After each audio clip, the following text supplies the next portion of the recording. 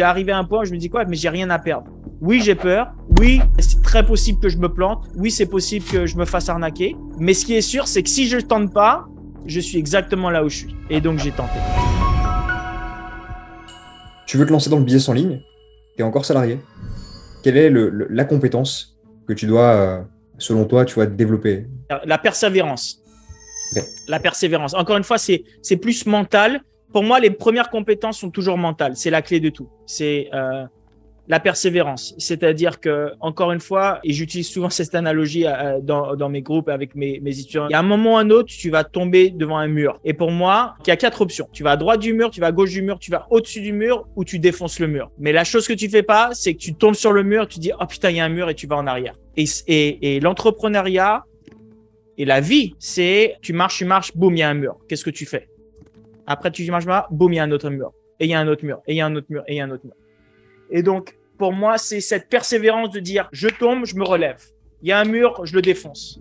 Je laisse pas tomber, je laisse pas tomber, je laisse pas tomber. Si tu as cette mentalité, le reste, tu vas le trouver.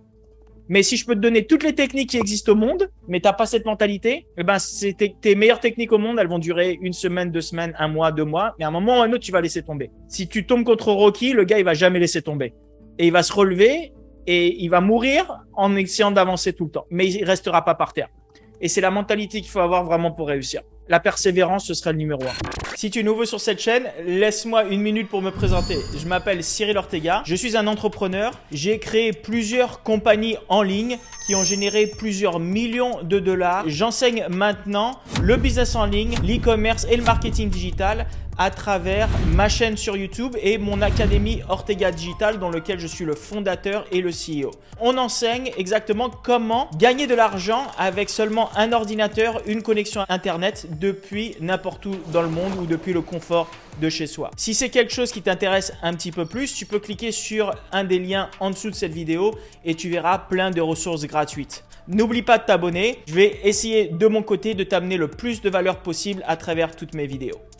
Ouais. Ce serait quoi, à ton avis, la plus grosse erreur, la plus grosse des conneries entre guillemets que tu puisses faire si tu veux lancer ton business en ligne, si tu veux être lancé dans l'entrepreneuriat? Ce serait quoi l'erreur que tu conseillerais, qu'il faut absolument pas faire, tu vois? Trop émotionnel sur un produit. Là, je vais parler plus spécifiquement de l'e-commerce. Okay? C'est-à-dire que ça, je vais te le dire comme ça. Il y a plein de choses qui me viennent en tête parce que franchement, ça, je pourrais avoir une discussion dessus pendant 1 heure. Mais si je dois prendre un truc, c'est soit robotique, pas émotionnel. Tu tombes sur un produit et quand on parle surtout, je parle pas que tu commences ta propre boîte, tu fais de l'e-commerce, hein, mais vraiment quand il s'agit du dropshipping, du print on demand où tu peux tester des milliers et milliers de produits à n'importe quand. Okay? Le seul truc qui importe, c'est les données. Est-ce que le marché, il aime le produit ou pas? Que toi, tu aimes le produit, on n'en a rien à foutre. Ça n'a aucune importance. OK? Et le nombre de fois où j'ai vu des gens qui s'acharnaient à faire des pubs et à dépenser de l'argent parce qu'ils voulaient vendre ce produit, parce qu'ils étaient sûrs que ce produit allait marcher et ils ont perdu un fric fou, au lieu d'être complètement robotique et de dire, voilà, j'ai une stratégie. Je dépense tant pour tester un produit. Si ça marche pas, je coupe selon ces données et je teste un autre produit. C'est 1 ou 0. Il n'y a pas d'émotion dedans. Je suis un robot. Je teste, les données ne vont pas bien, je coupe, je passe à autre chose. Les données sont bonnes, les gens, ils achètent, je scale. Mais je suis pas entre les deux. Je suis pas en train de me dire. D'ailleurs, il y a 2 genres de produits que j'aime. Les gros winners et j'aime les grosses merdes. Parce que dans les 2 cas, les décisions sont faciles. Si c'est un gros produit que personne n'achète, j'ai dépensé un peu d'argent, je vois que les statistiques sont très mauvaises, je coupe, je passe à autre chose, j'ai rien perdu. Un winner, ça explose, boum, je vends et je l'explose et je fais plein de fric. Dans les deux cas, c'est 1 ou 0. Le problème, c'est quand on tombe sur un produit qui se vend un petit peu et on croit qu'il va être bien et on dépense du temps, de l'argent à essayer de faire du scaling et ça avance un peu, ça avance pas. Et au bout du compte, on a passé des semaines et des semaines et des mois, on a dépensé plein d'argent et on n'a pas gagné plus dessus. Okay? Je suis arrivé à un point, pour moi, où ce que je recherche, c'est du oui, c'est super ou c'est du non. C'est-à-dire, c'est fuck yes ou un non. Tu vois ce que je veux dire? C'est soit je suis hyper enthousiaste, c'est génial et tout ça, je le veux, il faut que je peux pas m'empêcher de penser à ce produit, à ce service, tout ça, et je vais à fond dessus, ou sinon je le fais pas du tout et je passe à autre chose. Mais il n'y a pas de juste milieu. Parce que le milieu, c'est là que tu te perds. Carrément. Pas d'émotion et en gros aussi, surtout, ne pas écouter le marché. Je pense qu'il y a beaucoup de gens qui vont avec le cœur alors qu'en fait, c'est vraiment les données et le marché. N'écoute pas ton cœur. Il y a que le marché qui compte. Ce que toi, tu penses n'a aucune importance. Il y a des cimetières remplis de produits que de personnes ils pensaient qu'ils allaient faire des millions de dollars. Tu vois ce que je veux dire? Ok, petite question. Je voulais savoir, est-ce que tu as déjà eu peur de passer à l'action? Et quand tu as peur de faire quelque chose, qu'est-ce que tu te dis pour passer à l'action? Comment tu fais? Tu vois, le business en ligne, si tu es salarié, ça fait un peu peur, tu sais pas trop comment te lancer. Est-ce que toi, tu as déjà eu peur de passer à l'action, de lancer quelque chose? Bien évidemment. La peur, elle est toujours là. Il faut avoir le courage de faire les choses même quand tu as peur. Alors, bien évidemment, j'ai eu peur quand je me suis lancé. Mais j'avais pris tellement de claques dans ma vie jusqu'à ce moment-là et j'avais tellement pas réussi. J'étais arrivé à un point où je me dis quoi, mais j'ai rien à perdre. D'ailleurs, je me rappelle d'un moment quand et mon frère me le dit aujourd'hui, et tu avais raison, mais quand j'ai vu ma toute première formation en ligne que j'avais démarré, elle coûtait $500 et j'avais pas d'argent. Hein. J'étais conducteur Uber, j'étais détecteur, j'avais pas un sou en banque. Je t'ai dit, ma femme m'a donné $1000, elle m'a dit, OK, t'en as assez parlé, maintenant prends cette formation, t'as $500 pour la formation, $500 pour lancer notre business. Arrête de parler que tu es capable de faire quelque chose et va faire quelque chose pour nous.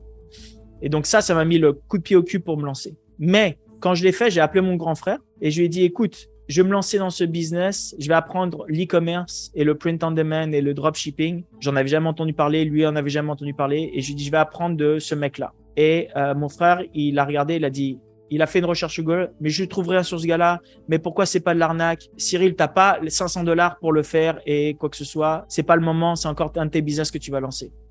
Et je me rappelle de cette conversation où je lui ai dit, David, tu sais quoi? Tu as peut-être raison. Peut-être je vais perdre ces $500, mais qu'est-ce que j'ai à perdre?